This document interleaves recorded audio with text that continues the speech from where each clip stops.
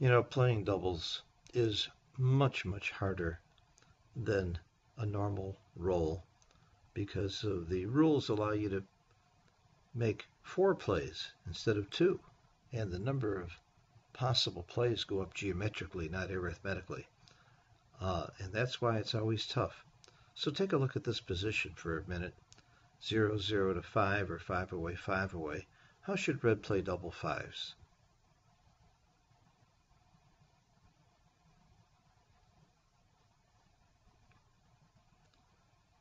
Well, before I show you the answer, I'm going to change the position and show you 2 different positions, or very slightly different positions, and see if that changes your play and how. And I'm willing to bet you that if you miss the right play now, that after I show you these other 2 variations, and then we come back to this play, you're more likely to get it right. And from that, you'll see some of the logic and reasoning of how our plays are changed and what the logic is behind the plays. So again, keep in mind how you would play double 5 now. Let me ask you if you would play it any differently if this checker's here. Of course, making the ace point is no longer an option, but what would you do?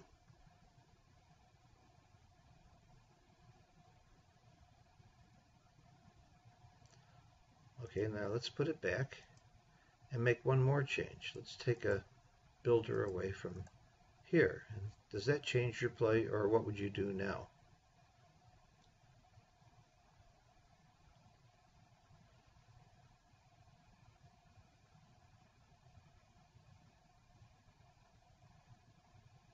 Okay, there are a lot of factors that go into making your play, but one of the most important factors is your game plan. Are you better off racing, priming, or hitting? Well, first of all, priming isn't a great option when your opponent has a single checker back. Racing is a great option if you're well up in the race, as you would be up 11 pips after this roll, but you wouldn't be up tremendously after this roll. But another thing that greatly determines how you play, particularly doubles, it affects all rolls, is your distribution. So first of all, let's look at the right play now. Make 2 innerboard points and hit. Hit a blot, prime a point. It's hard to prime a single checker. Now, you certainly could race here. You could play this play that makes your 5 point and play a racing game, or maybe this is a priming game. It's not much of a priming game with 1 checker here. And in a racing game, you're up 11 pips after the roll. You've got a checker stuck back on the ace point. You have a slight advantage in a racing game, but you have a huge advantage in a hitting game, but also you're unstacking 2 points, and you've got an excellent blitzing game going and a hitting game going here after you hit.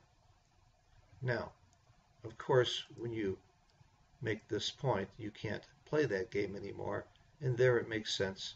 And by the way, your race is better too. You're up 22 pips in the race now after the roll. So now it makes sense to play the safest play that races your checkers around, gives you a nice point in your inner board, and play for the race. And also, you're making a great priming play here. You've got 3 points made, 3 of your best points made, and plenty of checkers to make the 4 point and maybe make your 6 points. So you could either play a racing or a priming game from here, and it makes sense. What about the third variation I gave you? Well, we took away 1 builder from here.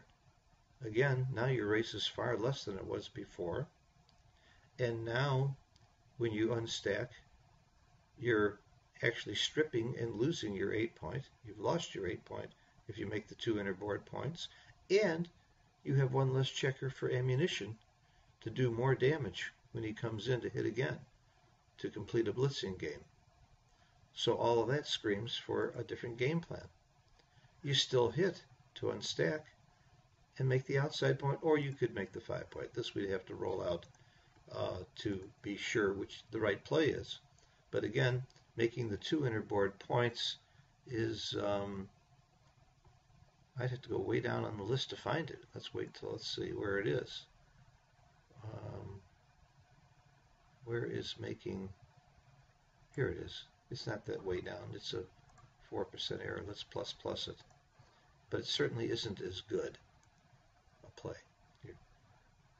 So it's your game plan, it's your race, it's your distribution, but the good news is it's logic.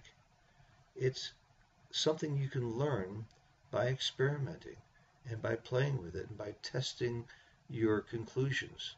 If you come up with a conclusion that the reason you're doing this play for that reason, the reason we were making the 2 inner board points was the big stack on the 8 and the big stack on the 6, eliminate the stack a little bit and see what happens. You could also do other variations with his checkers. What if he has another point in his inner board? What if he has another loose checker in his inner board? And you still would be stripping. Maybe it's right when there's another checker back here. What if you have another builder to do better blitzing? All of these things are going to change your plays. I have a saying about doubles, and I love it, and it works. When you roll doubles, look for a great play and then find a better one, because you have to look around the board. There's all different kinds of ways to play doubles, and that's not a bad saying for when you roll a normal number as well. Just because you see a really good play, don't just have a knee-jerk reaction and make it. Look around and look at all the factors. The game has a lot of factors, a lot of variables. Moving one checker, one pip can change an entire concept of the play. And that's what makes it so much fun and interesting and challenging. Thanks for watching. Bye-bye.